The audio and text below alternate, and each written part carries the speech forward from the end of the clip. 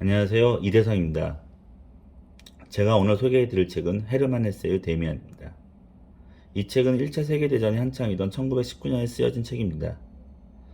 당시 헤르만 헤세는 자신의 이름이 아닌 이 책의 주인공인 싱클레어를 필명으로 이 책을 출판했다고 합니다. 자신의 필력을 시험하기 위해 그런 방법을 사용했고 그 결과는 매우 큰 성공적이었다고 합니다. 책의 주인공인 싱클레어는 헤르만 헤세 자신을 이야기하는데 이 작품은 나로부터 시작하여 나로 향하는 한 존재의 치열한 성장 기록이라고 합니다. 이 책 내의 부제목들은 성경의 이야기를 떠오르게 합니다. 두 세계, 카인, 예수 옆에 매달린 도둑, 베아트리체, 새는 알에서 나오려고 투쟁한다, 야곱의 싸움, 에바 부인, 종말의 시작. 주인공은 종교적인 교육을 교육받으며 성장해 갑니다.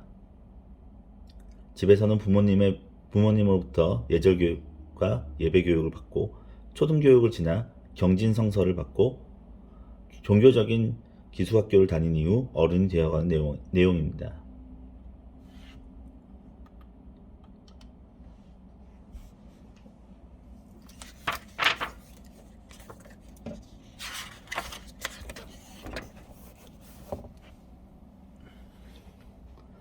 첫 구절에 나는 내 속에서 스스로 솟아 나는 것 바로 그것을 살아보려 했다. 그것이 왜 그토록 어려웠을까? 라는 이야기로 시작해서 자기 성찰을 위한 기록물로 묘사되어 있습니다. 어린 시절 싱클레어는 화목한 가정에서 자랐고 많은 사랑을 받고 그러한 가정 환경을 밝은 세계라고 표현했습니다. 하지만 선과 악은 공존하듯 밝은 세계가 있으면 어두운 세계가 있다를 이야기하며 주위의 환경, 길거리의 불량배들, 외춘부들은 어두운 세계로 보이고 어린 싱클레어는 그 세계에 물들어갑니다. 그때 그의 어린 인생의 최대 골칫거리인 크루머에게 시달림이 시작되었습니다. 친구들에게 자랑스럽게 이야기했던 사과 훔칠 일을 이용하여 싱클레어에게 돈을 요구하고 괴롭히는 나날이 지속되던 중 우연히 데미안을 알게 되고 그의 도움을 받습니다. 처음에 데미안은 싱클레어에게 약간 이상한 친구였습니다. 소년 같지도 않은 중성적인 외모야 어른 같은 신사적인 행동을 가진 아이였습니다. 데미안은 수업 시간에 배운 카인 이야기를 성경과는 전혀 다른 관점으로 이야기하며 싱클레어와의 만남이 시작되었습니다.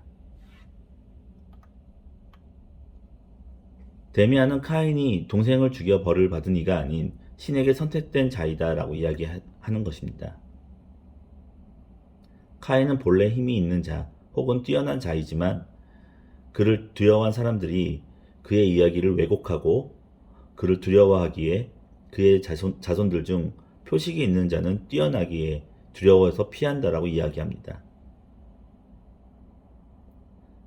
싱클레어가 듣기에는 자신이 알고 있는 성경 내용과는 전혀 다른 해석이기에 그런 생각들을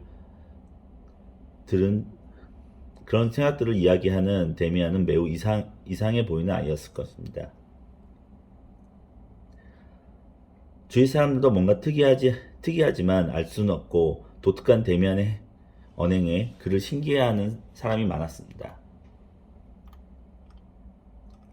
그러던 중 싱클레어의 문제를 간파한 데미안은 싱클레어에게 도움을 주기 위해 손을 건넸고 그것을 두려워한 싱클레어는 그의 도움을 뿌리쳤습니다. 하지만 데미안은 싱클레어와 크레머의 문제를 단번에 해결해 주었습니다. 어떻게 해결했냐는 책에 나와 있지 않지만 이후 크루머는 싱클레어를 무서워하고 피하게 됩니다. 그것에 대한 고마움을 이야기하지 않았지만 어떻게 그런 일을 해냈는지는 평생의 궁금증으로 남게 됩니다.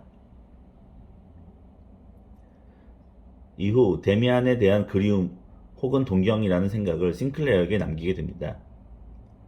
전반적인 내용을 보았을 때 데미안은 싱클레어와의 모든 시간을 함께한 친구 같은 존재는 아니었습니다.